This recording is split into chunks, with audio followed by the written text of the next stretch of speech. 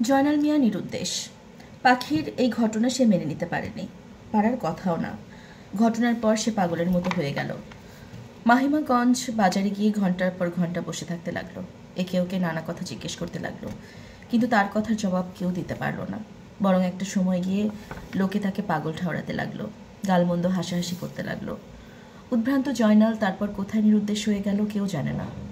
মনুকেও প্রথম কয়েকদিন খুঁজে পাওয়া গেল না। তারপর একদিন দেখা গেল ট্রলার ঘাটের মাছের আড়তের সামনে ঠান্ডা মেঝেতে শুয়ে আছে সে। তার বুবুকে শেষবার এখান থেকেই চলে যেতে দেখেছে। সবাই বলেছিল বুবু আবার ফিরে আসবে, কিন্তু বুবু কেন ফিরে আসে না মনু তা জানে না। ফলে সে রোদ বৃষ্টি ঝড় জলের মধ্যে এখানেই বসে থাকে, আর দূরে ওই জলের বুকে সামান্য কোনো বিন্দু দেখলেও বিড়বিড় করে বলতে থাকে বুব বুব্বু বুব্বু বুব্বু। খদিজা তার সামনে গিয়ে দাঁড়াতেই সে একইভাবে বলল বুব্বু বুব্বু। মনুকে অমন দেখে খদিজা কিছু বলতে পারল না। তার চোখ ভেঙে জল চলে এলো। এই অবোধ শিশুকে সে কি করবে, কি বলবে, কি বোঝাবে? বরং কিছুই বলার ঝুঁকি সে নিতে চায় না। কিন্তু তাকে এখানে কোথায় রাখবে, কার কাছে রাখবে? অনেক ভেবেও সেই সিদ্ধান্তে পৌঁছাতে পারল না খদিজা। ফলে মনু পড়ে রইল সেই ধুলোবালিতেই।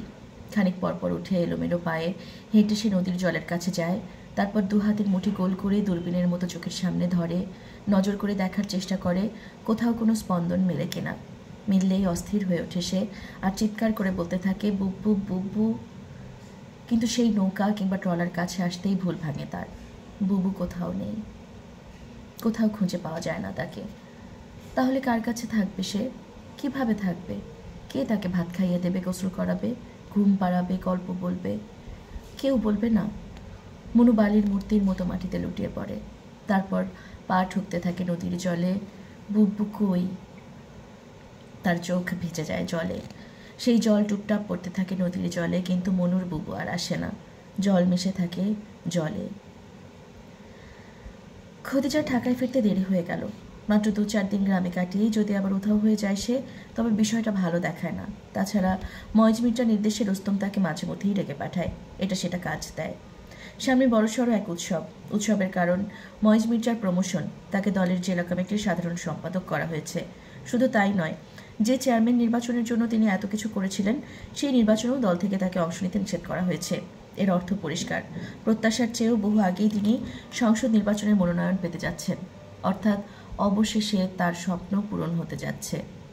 সংসদ সদস্য হতে যাচ্ছেন তিনি। এই নিয়ে জলডাঙ্গার চারদিকে সাজ রব। ফলে ঢাকায় ফিরতে প্রায় মাসখানেক লেগে গেল খদিজার। এতে একটা সুবিধাও অবশ্য হয়েছে, কেউ আর আলাদা করে কিছু সন্দেহ করতে পারল না। খদিজা ঢাকায় নামলো ভোর 6টায়, মলয়ের বাসায় পৌঁছাতে 7টা।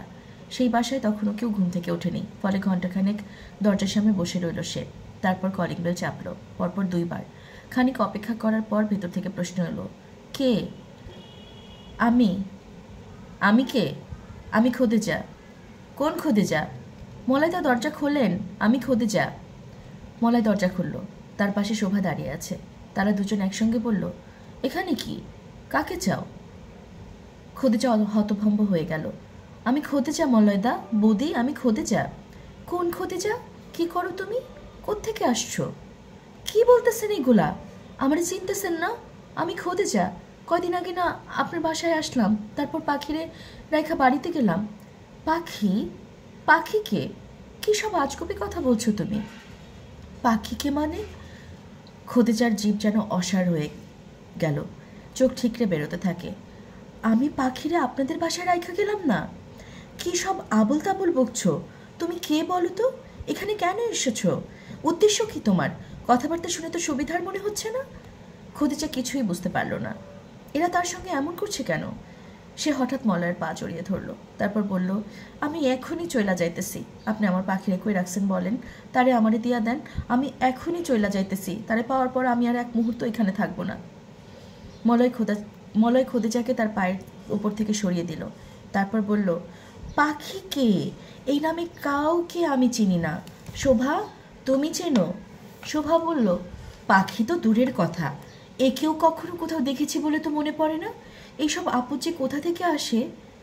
বলে দরজা বন্ধ করে দিল সে। তার কিছুক্ষণ পর দারোয়ান এসে খদিজাকে বাড়ি থেকে বের করে দিল। পাগল প্রায় খদিজা ছুটে গেল তুলসী রানীর কাছে, কিন্তু সেই বাড়িতেও ঢুকতে দেওয়া হলো না তাকে।